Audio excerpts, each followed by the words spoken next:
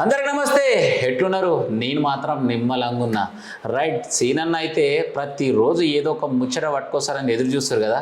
Right, గీయాలైతే ఒక మంచి మనిషిని అంటే చూడడానికి హైట్ పర్సనాలిటీ చాలా పెద్దగా అనిపిస్తుంది, కానీ మనసు మాత్రం వెన్న. మరి ఎవరంటారా? మరి సార్ దగ్గరికే వచ్చిన రెండు ముచ్చట్లు అడుచుకోనిక. సారు నమస్తే. ఎట్లున్నావు సారు?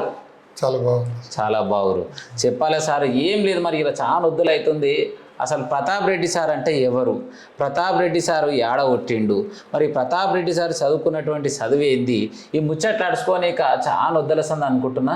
మరి ఇంతకు ప్రతాప్ రెడ్డి సారు పుట్టినటువంటి గ్రామం ఎక్కడ? నా పేరు ప్రతాప్ రెడ్డి. నేను పుట్టిన గ్రామం వచ్చేసి కందవాడ అనే విలేజ్, చెవెళ్ళ మండల్, రంగారెడ్డి డిస్టిక్. నేను 1979లో నేను మా గ్రామంలో జన్మించడం జరిగింది. మా తల్లిదండ్రులకు ముగ్గురు అమ్మాయిలు, నేను ఒక అబ్బాయిని. అందరు కూడా వాళ్ళు 10th వరకు చదివి వాళ్ళు పొలం పనులు చేసుకుంటూ నన్ను చదివించడానికి మా తల్లిదండ్రులకు సపోర్ట్ చేసుకుంటూ వాళ్ళు మ్యారేజెస్ చేసుకొని వాళ్ళ ఇంట్లోకి వాళ్ళు వెళ్ళిపోయినారు. ముగ్గురు ఆడపిల్లలు, ఒక కొడుకు, మొత్తం నలుగురం కూడా వాళ్ళు 10th వరకే క్లోజ్ చేసుకున్నారు. నన్ను పై చదువులు చదివించడానికి అప్పుడున్న పరిస్థితులలో కంప్లీట్ అగ్రికల్చర్ ఫ్యామిలీ. నాన్న కష్టం చేస్తుంటే నాన్న కష్టానికి వాళ్ళు సపోర్ట్ చేసుకుంటా వాళ్ళు నన్ను ఒక్కని హైయర్ ఎడ్యుకేషన్ కోసం నన్ను వాళ్ళు కష్టం చేసి నాకు ఆ ఫీజులు కట్టేలాగా వాళ్ళు సపోర్ట్ చేసినారు. ముగ్గురు అక్క చెల్లెలు, ఇద్దరు అక్కలు, ఒక చెల్లెలు. వాళ్ళ కష్టానికి ఫలితంగానే నేను ఒక మనసులో పెట్టుకొని మనం ఒక మంచి పొజిషన్కి వెళ్ళాలా, మన తల్లిదండ్రులు అగ్రికల్చరు, మన రూరల్ బ్యాక్గ్రౌండ్, ఏదైనా ఖచ్చితంగా ఒక మంచి పొజిషన్లో ఉండాలనే ఫీలింగ్తో నేను PG post graduation MCA complete చేయడం జరిగింది బాలాపూర్ చౌరస్తా మన బద్దంబాలరెడ్డి కాలేజీలో. ఆ తర్వాత నేను చిన్నగా జాబ్స్ ఒక 6 నెలల వరకు జాబ్ రూట్లలో వెళ్తే నేను చిన్నప్పటి నుంచి ఒక ఆస్తమా పేషెంట్ యాక్చువల్గా. సో నాకు ఏసీలలో పడడం అనేది చాలా ఇబ్బందిగా ఉండేది. ఈ హెల్త్ ఇష్యూస్ మళ్ళీ ఏమైనా తిరగబెడతాయి అనే ఉద్దేశంతో చిన్నగా మా మిస్సెస్ ఇక్కడ నియర్ బై నాదర్గుల్ తనకు బీఈడి కంప్లీట్ అయ్యి ఉంది. తన కోసం ఒక చిన్న స్కూల్ పెడితే ఎట్లుంటుందని ఆలోచించి స్కూల్ కోసం అని ఏరియాకి వచ్చి, చాలా స్కూల్స్ ఉన్నాయి అప్పటి వరకే. సో ఈ స్కూల్స్ మనం ఒక కాలేజీ స్టార్ట్ చేస్తే ఎట్లుంటుంది, మా మేడం అక్కడ కూర్చోబెట్టి. ఒక్క నిమిషం సారు. మరి ఇంతకు నాయన పేరు ఏం పేరు, అమ్మ పేరు ఏం పేరు? నాన్న పేరు వచ్చేసి సోలిపురం నారాయణ రెడ్డి, అమ్మ పేరు అనసూయ. ఎట్లు అమ్మ నాయన? నిజంగా చెప్పాలంటే వాళ్ళు పేషెంట్సే, బాగా కష్టపడుతుంటారు పొలం దగ్గర. ఇక్కడ వచ్చి ఉండమన్నా కూడా 2 రోజులు 3 రోజుల కన్నా ఎక్కువ ఉండరు. ఇంటికి వెళ్తారు. ఇంటి దగ్గర వాతావరణం, చుట్టుపక్కల వాళ్ళతో మాట్లాడుకుంటూ చెట్ల కింద కూర్చొని ఆ పరిస్థితులకు అలవాటు పడి ఉన్నారు. అంటే ఊర్లలో ఉన్నారు కాబట్టి ఊర్లోనే ఉంటే హ్యాపీగా ఉంటుంది. ఆ పొలాలను చూసుకుంటూ పనులను చూసుకుంటూ నిమ్మలంగా ఉంటారు అంట. అట్లా వాళ్ళ ఇంటెన్షన్ అట్లనే ఉన్నది. ప్లస్ అక్కడ పరిస్థితులు, ఆ స్వచ్ఛమైన గాలి అది పీల్చుకుంటే కొద్దిగా ఆరోగ్యంగా ఉండే ప్రయత్నం జరుగుతుంది. ఇక్కడికి తీసుకొచ్చే వరకు వాళ్ళు ఒక 1-2 days కన్నా ఎక్కువ ఉండలేని పరిస్థితి, ఉండలేరు. సో వారానికి ఒకసారి వెళ్ళి రావడం, అప్పుడప్పుడు తీసుకొచ్చి ఒక 4 రోజులు ఇక్కడ పెట్టుకోవడం, మళ్ళీ పంపించడం. ఇప్పటికీ ప్రజెంట్ మా నాన్న అగ్రికల్చర్ పొలం దగ్గరికి వెళ్తానే ఉంటాడు. ఓకే, సరే. అమ్మ నాయన మంచిగా ఉన్నారు, హ్యాపీ. మరి ఆడపిల్లలు ఏదైతే మీ చదువు కోసం సపోర్ట్ చేసినటువంటి ఆడపిల్లల పేర్లు ఒక్కసారి నాకు చెప్పవా సారు? పెద్దక్క భాగ్యలక్ష్మి. యాక్చువల్గా తను 3 పిల్లలు అయిన తర్వాత తను కొద్దిగా ఫ్యామిలీ ఇష్యూస్ తోని సూసైడ్ చేసుకొని చనిపోవడం జరిగింది. తర్వాత సిస్టర్ని, చిన్న చెల్లెల్ని ఇచ్చినాం, వరలక్ష్మి. 3 పిల్లలు, పెద్దక్కకి ఒక చెల్లెలకి ఒక బాబు, 4 తనే చూసుకుంటది. అందులో కూడా అందరూ హైలీ క్వాలిఫైడ్. ఇంకో అక్క విజయలక్ష్మి, ఆమెను పెద్ద మంగళారం అనే విలేజ్కి ఇచ్చినాం. చనిపోయినాక పిల్లలు, ఒక అతను సాఫ్ట్వేర్, ఇంకో అతను CA all India 25th rank. కోడలు వచ్చేసి కూడా తను ఎంకామ్ ఎంబీఏ తను కంప్లీట్ చేసి మ్యారేజ్ చేసుకుంది. ఇంకో అబ్బాయి ఇప్పుడు మా సిస్టర్కి, అతను కూడా బీటెక్ కంప్లీట్ చేసి జాబ్ చేస్తున్నాడు. సో ఇప్పుడైతే అందరూ ఎక్కడ వెళ్తే వాళ్ళు సెటిల్ అయి ఉన్నారు. అందరు చదువులు కంప్లీట్ అయినాయి. ఎవరి ప్లేస్లలో వాళ్ళు ఇంకా జాబులు చేసుకుంటున్నారు. మనం ఈ ఫీల్డ్ లో ఉన్నాం కాబట్టి వాళ్ళని కూడా ప్రాపర్ గా గైడ్ చేయగలిగాం. మనం ఎడ్యుకేషన్ ఫీల్డ్ లో ఉన్నాం కాబట్టి వాళ్ళను ఒక ప్రాపర్ రూట్ లో సెట్ చేసే ప్రయత్నం చేసినాం. వాళ్ళు దానికి అనుగుణంగా అందరూ ఇక్కడ సెటిల్ అయినారు. చివరికి మా పిల్లలు కూడా వాళ్ళు ఇన్స్పిరేషన్ తీసుకొని మా పిల్లలు కూడా అదే ప్రయత్నం చేస్తున్నారు. అవును సారు, మీ పెళ్లి ఎప్పుడైంది, ఎట్లా అయింది? 2009లో ఈ 7లో మ్యారేజ్ అయింది. ఇక్కడ మా పెద్దలు చూసి మ్యారేజ్ చేసిన నా పరిస్థితి. మా పెద్దనాన్న ఊర్లో 42 years సర్పంచ్ తను. ఆయన ఆధ్వర్యంలో మా అన్నయ్యలు, 3-4 అన్నయ్యలు, తమ్ముళ్ళు, మా అంతా ఫ్యామిలీ వాళ్ళు అంతా బాగుంటాం. వాళ్ళందరూ డైరెక్షన్లో మ్యారేజ్ చేసుకోవడం జరిగింది. నాదర్గులు మా మిస్సెస్ సుమలత, సో నాదర్గులు అత్తగారు నాదర్గులు లోకలే లోకలే, వాళ్ళు మణికొండలు ఉంటారు, వాళ్ళ అమ్మమ్మ వాళ్ళు, వాళ్ళ పేరెంట్స్ మణికొండలు ఉంటారు ప్రస్తుతం. సో నేను ఇక్కడ ఎంసీఏ చేసినప్పుడు నేను ఇదే ఏరియాలో ఉన్నట్టు ఈ ఏరియా కొద్దిగా నాకు పరిచయం. అట్ ద సేమ్ టైం నాకు ఇక్కడ ఇన్స్టిట్యూషన్ స్థాపిస్తే ఎట్లా ఉంటుంది మా మేడంకి పెద్ద చదువు చదివారు కదా, మరి చదువుతో పాటు గవర్నమెంట్ కొలువు రాలేదా మీకు? నేను ఎప్పుడు అంటే నేను ఎస్ఐకి ఫస్ట్ నాకు నా క్లాస్మేట్ నా రూమ్మేట్స్ వీళ్ళందరం కలిసి డిగ్రీ అయిపోయిన తర్వాత పోలీస్ జాబ్లలో వెళ్ళాలి హైట్ చూసి దాన్ని అందరూ ఎంకరేజ్ చేయడం వల్ల పోయే ప్రయత్నం చేసినాము. ఫిజికల్గా టాప్ స్కోర్ తెచ్చుకోగలిగినాము. రిటర్న్లో ఆ టైంలో ఏమైందో మన పరిస్థితి అంత బాగా రాసినా కూడా మనకు ఆ రూట్లో ఇంకా. కానీ మీరున్న హైట్ పర్సనాలిటీకి అలా పోలీస్ ఆఫీసర్ ఉంటే అయితే ఏడవైనా కాలు వనకాల్సినటువంటి అవసరమే ఉంటుంది. ఎందుకంటే హైట్ పర్సనాలిటీ అట్లు మొత్తం మీద కొలువు రాలేదు. మరి ఎందుకు ఈ పాఠశాలల వైపు కావచ్చు కాలేజీల వైపు కావచ్చు అడిగేయాలని అసలు ఎందుకు అనిపించింది? ఫస్ట్ రీజన్ అయితే మా మిస్సెస్ బిఎడ్ చేసింది. తనకంటూ ఒక సెక్యూర్గా తనకు జాబ్ ఒక బిజీ ఉండేలాగా తనకు ఒక ఇన్స్టిట్యూషన్ పెడదామనే ఆలోచన చేసినాను. ఇంటికాడ ఎంత మంచిగా చూసినా కూడా మంచిగా ఉండదు. ఏదో ఒక వ్యవస్థ ప్రారంభించి వాళ్ళ చేతిలో పెడితే నిమ్మలంగా ఉండదు. ఒక అమ్మాయికి మనం ఇంటికి పంపిస్తున్నప్పుడు ఖచ్చితంగా తనకంటూ ఒక ఎర్నింగ్ సోర్స్ ఉండాలి. ఈ రోజుల్లో ఏంటంటే ఈ అడ్వాన్స్ కల్చర్లా దీంట్లో ఇద్దరు భార్య భర్తలు కష్టపడితే తప్ప ఒక ఫ్యామిలీ రన్ అవ్వట్లేదు. అందులో ఖాళీగా ఉంటే ఈ టీవీలో సీరియల్ చూసుకోవడం, అనవసరమైన డిస్కషన్స్, ముచ్చట్లు, దీనివల్ల డీవియేషన్సే తప్ప లైఫ్ కెరియర్ అనేది ఒక ప్రాపర్ బిజీ ఉండదు. మనం బిజీ ఉన్నామంటే మనం ఏదో ఒక ఆలోచన వస్తుంది, ఎర్నింగ్ కెపాసిటీ ఉంటుంది, ఫ్యామిలీని రన్ చేసుకునే కెపాసిటీ ఉంటుంది. ఫ్యామిలీలో ఒకవేళ మగ మనిషి సపోర్ట్ లేకున్నా ఆడవాళ్ళు కూడా తన కళ్ళ మీద నిలబడి ఫ్యామిలీని పోషించుకునే స్టేజ్ ఉంటుందని ఎప్పుడు మనం బయట తిరిగే వాళ్ళం ఎట్లుంటుందో తెలియదు. కాబట్టి మా మిస్సెస్ని కూడా బిజీ చేద్దామనే ఉద్దేశంతో తనకంటూ స్కూల్ ప్లాన్ చేసిన. ఇక్కడ స్కూల్ అన్నీ ఉండే వరకు లాస్ట్ కాలేజ్ పెట్టేసి ఆ కాలేజీలో తన కోసం పెట్టి నేనే ఉండిపోవాల్సి వచ్చింది. నేను ఒక స్టేజ్కి తీసుకొచ్చేప్పుడు ఇద్దరం కలిసి కాలేజీని నడిపే ప్రయత్నం చేస్తున్నాం. మొదటిసారి మీరు ఈ బాలాపూర్ చౌరస్తా ఏరియాని సర్వే చేసినప్పుడు మాత్రం ఎక్కడ కూడా ఒక్క కాలేజ్ లేదు. సో మొదటిసారి మీరు కాలేజీ పెట్టాలంటేనే ఇన్వెస్ట్మెంట్ గట్టిగా ఉంటుంది. ఇంతకీ కాలేజీ నడుస్తుంది ఇట్లా సక్సెస్ అవుతుందని అసలు అనుకురా సార్ మీరు? నిజంగా చెప్పాలంటే మేము ఒక నలుగురు ఫ్రెండ్స్తో కలిసి స్టార్ట్ చేసే ప్రయత్నం చేసిన. ఫైనాన్షియల్గా కూడా అప్పుడు సౌండ్ కాదు. అప్పటికి నా ఫ్రెండ్స్ వాళ్ళు ఇంకా చదువు అయిపోయింది, ఇంకా జాబ్లలోకి వెళ్ళలేదు. అప్పుడప్పుడే జాబ్లు వాళ్ళు ట్రై చేస్తున్నారు. మేము ఏమనుకున్నాం అంటే ఆ టైంలో నలుగురం కలిసి స్టార్ట్ చేసే ప్రయత్నం చేసినాం.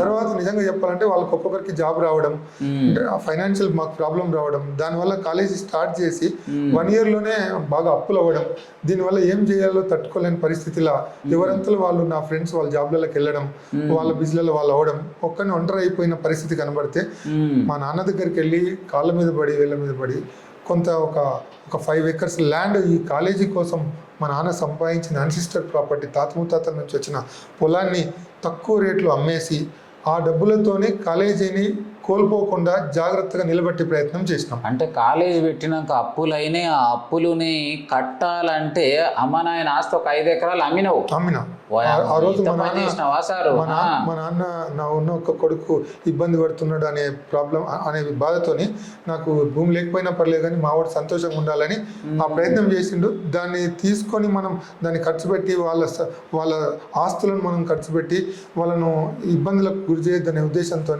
అమ్మ నాన్నను మనసులో గుర్తుపెట్టుకొని ఏ పని చేసినా చేస్తూ ఉంటా నేను. ఈరోజు కూడా నిజంగా ఈ రోజు దాకా కూడా వాళ్ళని మళ్ళీ తలెత్తుకునేలాగా చేసే ప్రయత్నం చేస్తున్నా.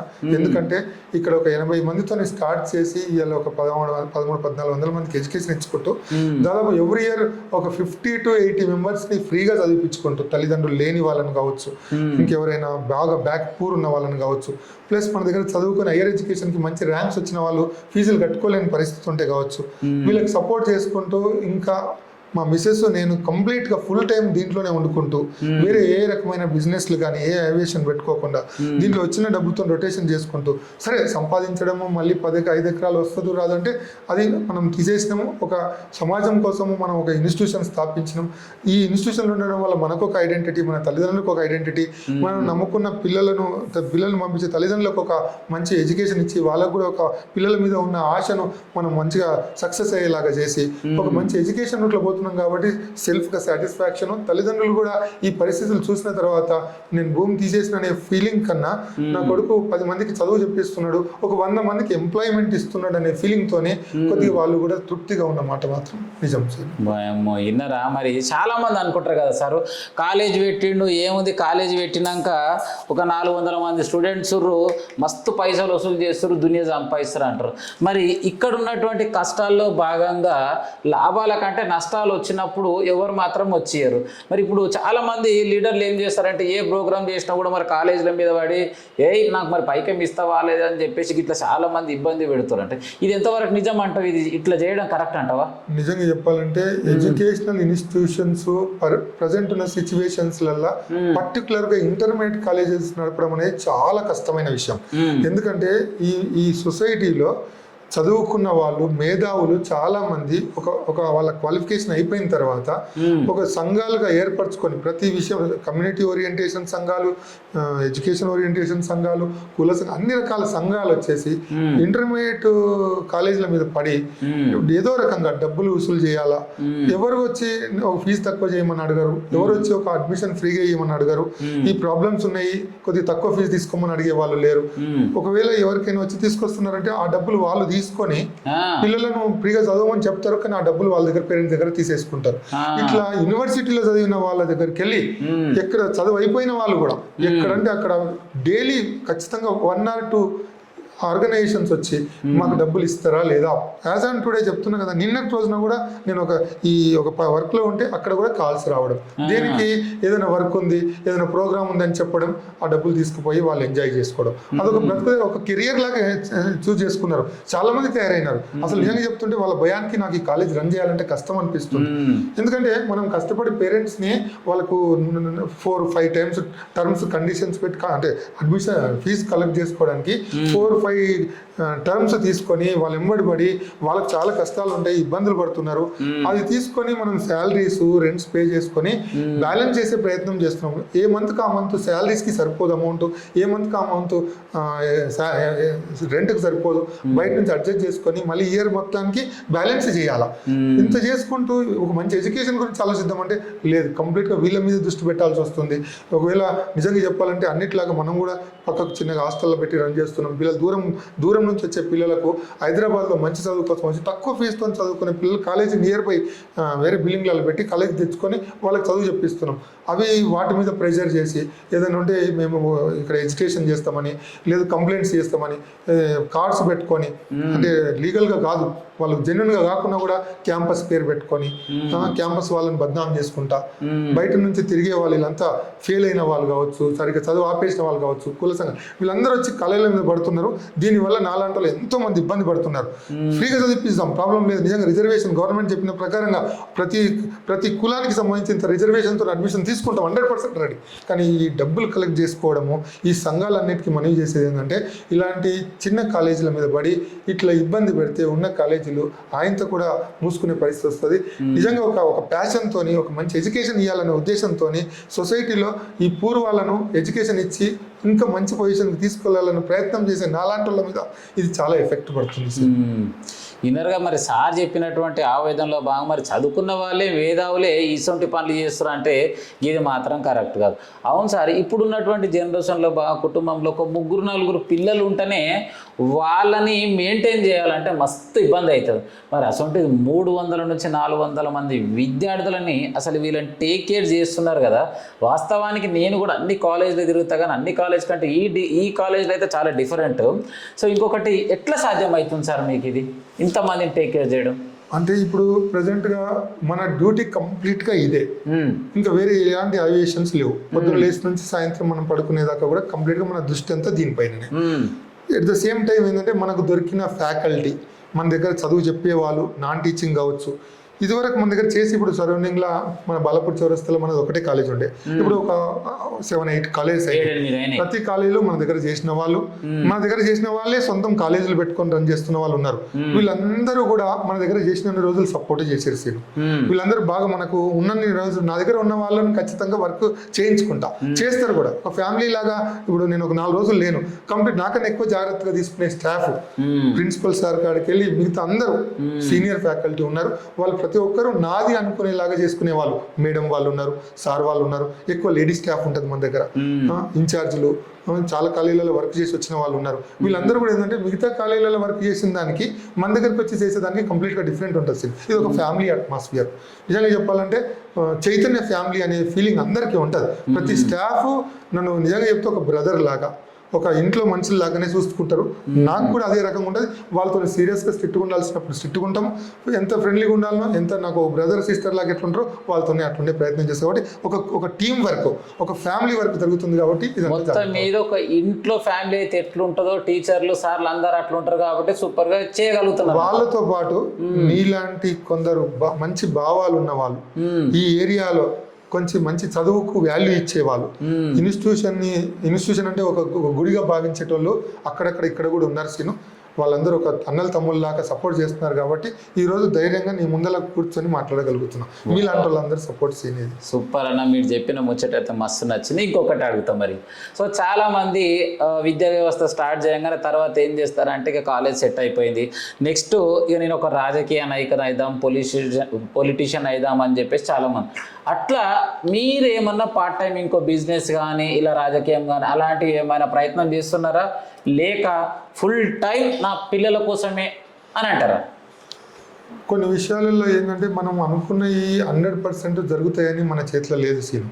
రేపటి పరిస్థితులు మనం ఎట్లా చేస్తుందో తెలియదు. నేను ఈ ఫీల్డ్లోకి ఇది ప్లాన్ చేసుకుని వచ్చింది ఏం కాదు. సిచ్యువేషన్ బట్టి దీంట్లోకి వచ్చిన తర్వాత ఈ ఎడ్యుకేషన్ పాయింట్ ఆఫ్ వ్యూలో ఇది బాగుంది, ఇది మంచి సాటిస్ఫాక్షన్ ఇచ్చింది, ఇంకా ఇందులోనే ఉండాలని ఫిక్స్ అయ్యి అయితే ఉన్నా సీను. ఫ్యూచర్ ఏందో నాకు తెలియదు, కానీ ఈ ఎడ్యుకేషనల్ ఇన్స్టిట్యూషన్ మాత్రం వదలను. నేను వేరే రాజకీయమో లేదు ఇంకో రియల్ ఎస్టేట్ ఇట్లాంటి వాటిలోకి పోతుందంటే అక్కడ ఉన్న పరిస్థితులు నాకు సరిపోవు అనే ఫీలింగ్ నాకు ఉంది. చెప్పలేం రేపు ఫ్యూచర్లో మనం సొసైటీకి ఎట్లా సర్వ్ చేయాలనే విషయంలో ఏదైనా అవసరమైతే తప్ప 99% అట్లాంటి ఆలోచన లేదు. ప్రజెంట్ వచ్చే 5-6 ఇయర్స్ కంప్లీట్గా ఇన్స్టిట్యూషన్స్, ఇందులో ఇంకా స్కూల్ ఎడ్యుకేషన్లో చాలా కోల్పోతున్నాం.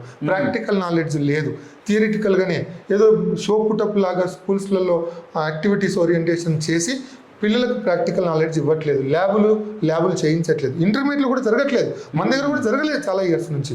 లేదు, వీటికి ఒక స్వస్తి పలికి పిల్లలకు ప్రాక్టికల్ నాలెడ్జ్ కావాలా, వాడికి ఒక గోల్ ఓరియంటేషన్ డైరెక్షన్స్ కావాలా, పిల్లలను ఏదో క్వశ్చన్ టు ఆన్సర్ నేర్పించి పంపిస్తే సరిపోదు. ఒక స్కూల్ నుంచి ప్రాపర్గా తయారు చేయాలని రీసెంట్గా శంషాబాద్లో ఒక స్కూల్ స్టార్ట్ చేసినాం. అది తక్కువ మంది, దాన్ని కూడా సేమ్ కాలేజీ లాగానే 80 మెంబర్స్తో స్టార్ట్ చేసినాం. వితిన్ 5 ఇయర్స్లో ఒక 2-3 స్కూల్స్ పెట్టాలని, స్కూల్స్ మధ్యలో అంటే మిడిల్ క్లాస్ ఫ్యామిలీస్కి రీచ్ కావాలా, పూర్ పీపుల్ని చదివించాలనే ఉద్దేశంతో ప్రాక్టికల్ ఎడ్యుకేషన్ ఓరియంటేషన్గా ముందుకు తీసుకుపోయే ప్రయత్నం చేస్తున్నాం. వేరే ఆలోచన లేసిను. ఈ పిల్లలకి చదువు చెప్పించి సమాజంలో వీళ్ళను ఒక మానవ వనరులుగా రేపు ఫ్యూచర్కి మంచి భవిష్యత్తు ఉండేలాగా తీర్చిదిద్దే ప్రయత్నం చేయాలా. ఆడవాళ్ళ అమ్మాయిలకు పర్టికులర్గా వీళ్ళను ఒక ఎడ్యుకేషన్ కెరియర్ సెట్ చేసి వీళ్ళకంటూ వీళ్ళ కాళ్ళ మీద నిలబడేలాగా మనం చేసి ఆ తర్వాత పేరెంట్స్కి వాళ్ళు ఇంకో ఇంటికి పంపించిన ప్రాబ్లం ఉండదు అనేలాగా ఒక ప్రాపర్ డైరెక్షన్ ఇచ్చే ప్రయత్నం చేస్తున్నాం. సో మొత్తం మీద ఏదేమైనా కాలేజ్తో పాటు స్కూల్ కూడా స్టార్ట్ చేసిన, స్కూల్ కూడా సక్సెస్ఫుల్ రన్నింగ్ అవుతుందంట. మరి ఇంకొక ముచ్చటిన్న సారు, ప్రతాప్ రెడ్డి సారు హాస్టల్లో ఉన్న పిల్లలకు మాత్రం సొంత తండ్రి కంటే దగ్గరుండి భోజనం పెడతాడు, తిన్నదా కూకోడు అని చెప్పేసి నాకు మాత్రం తెలిసినట్టు. ఇది ఎంతవరకు నిజం అంటావు సార్? అంటే ఇప్పుడు అమ్మాయిల విషయంలోకి వస్తే ఏంటంటే పిల్లలు ఎక్కువ తినడానికి ఇబ్బంది పడతారు, ఎక్కువ తినరు. వాళ్ళకి కొద్దిగా వాళ్ళ నేచరా ఏంటో మొత్తానికి అయితే తినడానికి వెనక ముందు ఆడుతూ ఉంటారు. వాళ్ళు తక్కువ మంది తిండి మీద ఇంట్రెస్ట్ అని తింటారు. ఈ అమ్మాయిలు తినకపోతే ఒక పేరెంట్స్ మనకి ఇక్కడ దాకా పంపించినారు హాస్టల్స్కి, మన మీద బాధ్యత పెట్టినారు. నిజంగా చెప్పాలంటే వాళ్ళు మంచిగా చదివి ఒక మంచి ఉన్నతమైన పొజిషన్కి వెళ్ళాలంటే ఫస్ట్ వాళ్ళకి ఆరోగ్యంగా ఉండాలి.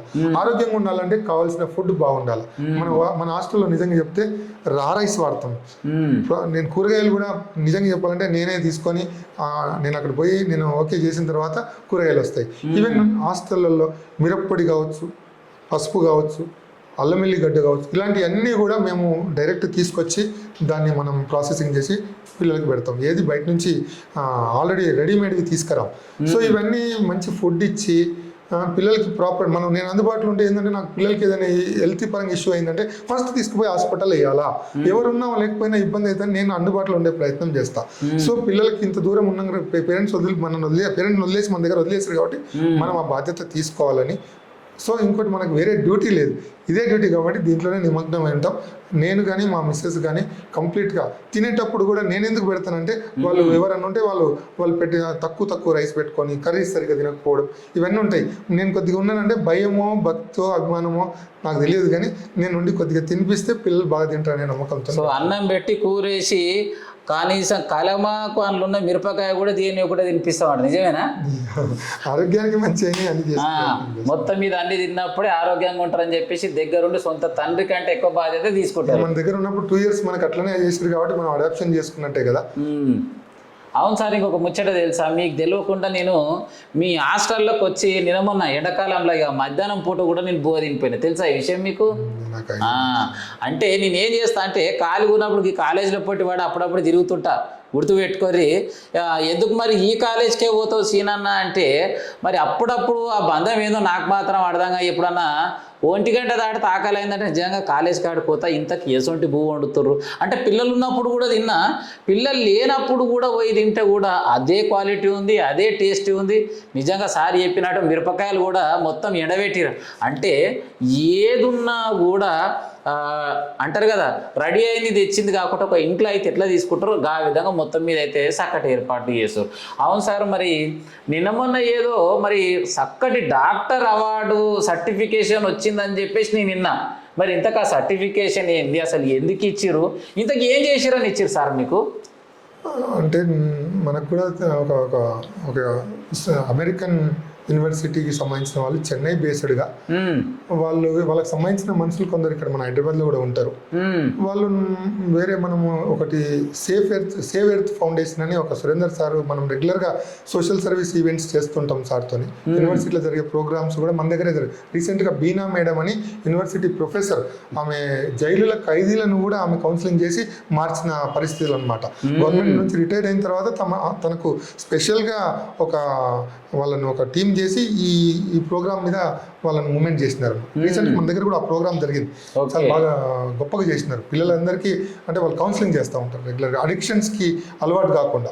సో వీళ్ళందరూ నాతో దాదాపు 2-3 years నుంచి ఈ save earth foundation sir 15 years నుంచి నాతో టచ్లో ఉంటాడు. 15 సంవత్సరాల నుంచి మనం మొక్కలు నాటించే దగ్గర నుంచి పిల్లలకి ఎడ్యుకేషన్ ఫ్రీగా ఇచ్చేది చాలా మందికి.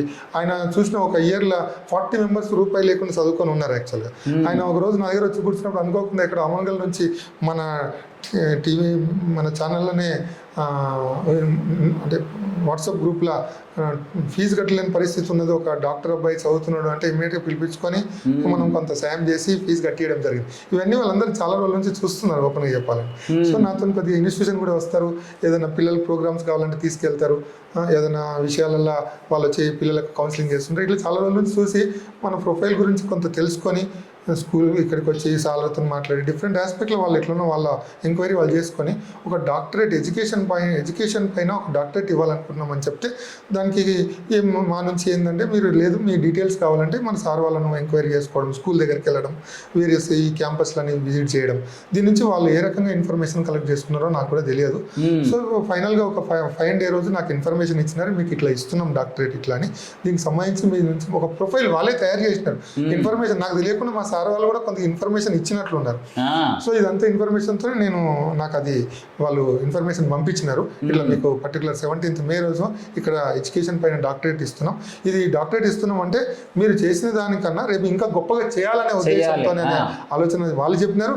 మనకు కూడా అలాంటి బాధ్యత ఎడ్యుకేషన్ ఆ యూనివర్సిటీ వాళ్ళు నిజంగా చెప్పాలంటే స్విట్జర్లాండ్ నుంచి, శ్రీలంక నుంచి, ఇండోనేషియా నుంచి, ఢిల్లీ, హర్యానా, పంజాబ్ వీళ్ళు చాలామంది పెద్ద మనుషులు, మేధావులు, ఇంటెలెక్చువల్స్ వాళ్ళ చేతుల మీదుగా నేను తీసుకున్న గొప్పగా అనిపించింది.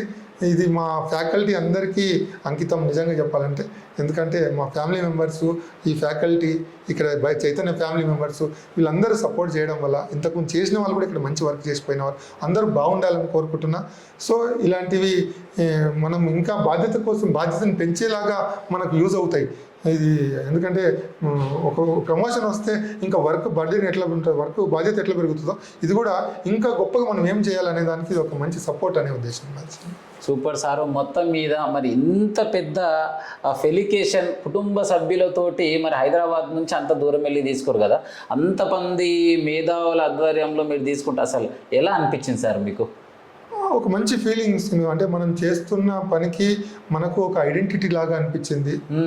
ఆ నిమిషంలో ఒక్కసారి కళ్ళు మూసుకొని ఆలోచిస్తుంటే తల్లిదండ్రులకు కూడా ఎంత గొప్పగా ఉంటుంది అనే ఫీలింగ్ వచ్చింది. రేపు మన పిల్లలకి కూడా ఇన్స్పిరేషన్ అనే ఫీలింగ్ వచ్చింది.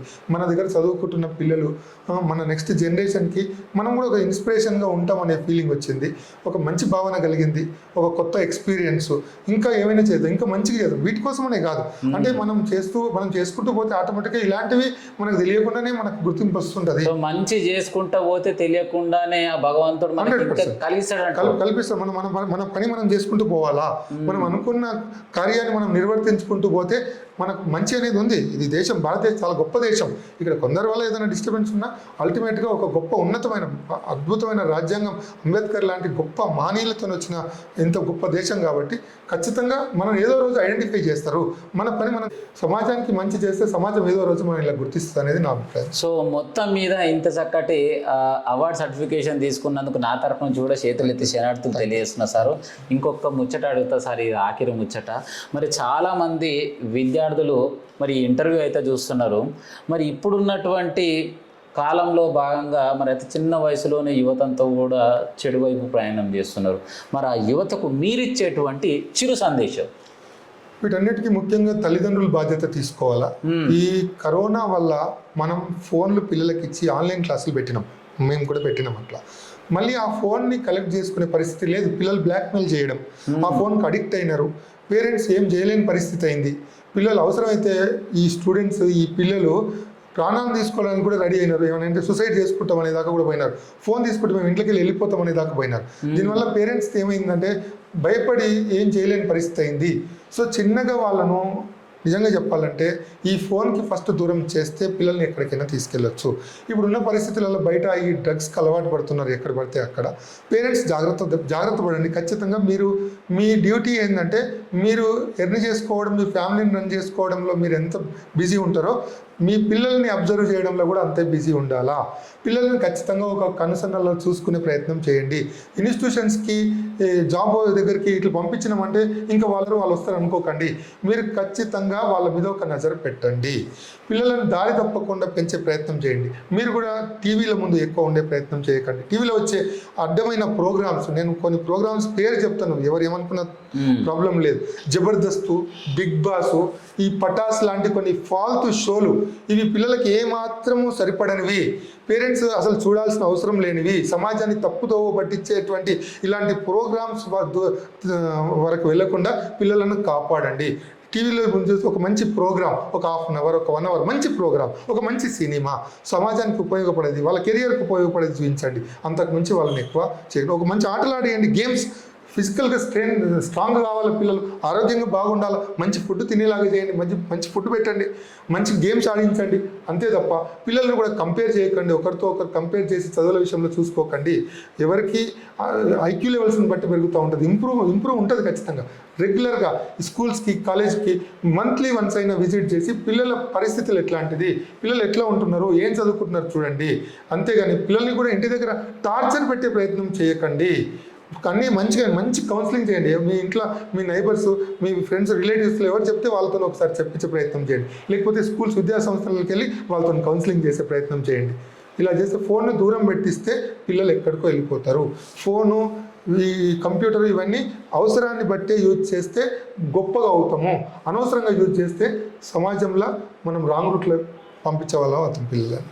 రైట్, చూసిరు కదా మరి సార్ చెప్పినటువంటి సందేశంలో భాగంగా చాలా చక్కటి సందేశం అయితే చెప్పిండు. ఇంకొక ముచ్చట సార్, మరి ఇప్పుడు చాలామంది అయితే టీవీలో చూడకపోకుండా డిజిటల్ మీడియాకు అంకితం అయిపోయారు. దాంట్లో భాగంగా డిఎస్కే డిజిటల్ న్యూస్ స్టార్ట్ అయిపోయింది. సో అందులో ఈరోజు గొంగడి సీనన్న మీ దగ్గరకు వచ్చి ఈ 2 ముచ్చట్లు అడుచుకుంటు కదా, అసలు ఎట్లా అనిపించింది సార్? మా ప్రేక్షక దేవుళ్ళకి ఏం చెప్తారు? ఇది ఒక మంచి అవకాశం. ప్లస్ ఇంకొకటి ఏంటంటే చెప్తున్నాను కదా, ఇప్పుడు ఒక అక్కడ స్టేజ్కి వెళ్ళి ఒకటి మనం డాక్టరేట్ తీసుకున్నాము, ఆ ఫీలింగ్ ఎట్లుందో అదే రకంగా ఈ రకంగా నన్ను ట్రీట్ చేయడం, అలాంటి ఫీలింగే నాకు నీ విషయంలో కలుగుతుంది scene. At the same time నీ త్రూ ఈ స్టూడెంట్స్కి, పేరెంట్స్కి చెప్పేది ఏంటంటే, ఇక్కడ అమ్మాయిలకు అబ్బాయిలకి 100% సెక్యూరిటీ. 100% ఎప్పుడు ప్రతి మినిట్ వాళ్ళకి అందుబాటులో నేను నా ఫ్యామిలీ ఈ చైతన్య ఫ్యామిలీ అందుబాటులో ఉండి ఇక్కడ ఆబ్జెక్టివ్ ఐపీ ఓరియంటేషన్ కావచ్చు, ఒక మంచి ఎడ్యుకేషన్ ఇచ్చుకుంటూ ప్రాక్టికల్స్ ల్యాబ్ ఓరియంటేషన్గా ఈ సంవత్సరం నుంచి ఇంకా డీప్గా వాళ్ళకు ల్యాబ్స్ చేయించే ప్రయత్నం చేసుకుంటూ ఒక మంచి ఎడ్యుకేషన్, దాంతోపాటు క్యారెక్టర్ ఎడ్యుకేషన్, ఒక క్రమశిక్షణతో కూడిన విద్యను ఈ బాలాపూర్ చౌరస్తా ఈ సరౌండింగ్లో ఎక్కడి నుంచి వచ్చినాయని సరే పిల్లలందరూ మీ ఇంట్లో కన్నా ఎక్కువ జాగ్రత్తగా చూసుకొని ఒక టాప్ మోస్ట్ ఫ్యాకల్టీతో అని అందరు ఇంటెలెక్చువల్స్ మీరు వచ్చి కాలేజీకి వచ్చి అన్ని తిరగండి, ఇక్కడికి రండి, స్టాఫ్ను కలవండి, మంచి చదువు ఉంటేనే జాయిన్ చేయండి. మీ అందరికి నిజంగా చెప్పేది ఏంటంటే ఇక్కడ జాయిన్ చేస్తే మీ పిల్లల్ని మేము ఈ 2 సంవత్సరాలు అడాప్షన్ లాగా తీసుకొని మీరు అనుకున్న మీరు ఆశిస్తున్న పిల్లల భవిష్యత్తుకు మేము ప్రాపర్గా ఒక మార్గం వేసే ప్రయత్నం చేస్తామని మీ అందరికీ మనవి చేస్తున్నా. Balapur Chaitanya junior college Vishal Mart opposite గలీలో ఉంటుంది, చూసుకోండి. 15 ఏళ్ళ నుంచి 16 ఏళ్ళ నుంచి నడిపిస్తున్నాం. ఈ సీనియర్ ఫ్యాకల్టీ ఎప్పటి నుంచి ఉన్న వాళ్ళు చాలామంది ఉంటారు ఇక్కడ. సో మీరందరూ ఒక్కసారి విజిట్ చేయండి, ఇక్కడికి వచ్చి కలవండి, ఫ్యాకల్టీతో మాట్లాడండి, మీకు నచ్చితే జాయిన్ చేయండి. Thank you very much. Right, చూసిరు కదా మరి ముచ్చట ఎట్లుంది. జోర్దార్ తీన్మార్ సామాన్య కుటుంబంలో రైతు కుటుంబంలో పుట్టి మరి గీయాల ఒక 500 నుంచి 600 మందికి విద్యను అందించే గొప్ప వ్యక్తిగా శక్తిగా మారినటువంటి ప్రతాప్ రెడ్డి సార్ దగ్గరికి ఇలా ముచ్చట అయితే అరుచుకున్న. మొత్తం మీద గిసొంటి అవార్డులు ఇంకా ఫెలికేషన్లు ఇంకెన్నో జరిగి మరి ఎంతోమంది విద్యార్థుల జీవితాలకు బంగారు బాట వేయాల్సిందిగా నా ఛానల్ ద్వారా మీ అందరికీ ఈ ముచ్చట అయితే అడుచుకోవడం జరిగింది. ఎట్లుంది ముచ్చట నచ్చిన వాళ్ళు తప్పకుండా కామెంట్ చేయరి, షేర్ చేయరి, లైక్ చేయరి. ఉంటామల్లిగా.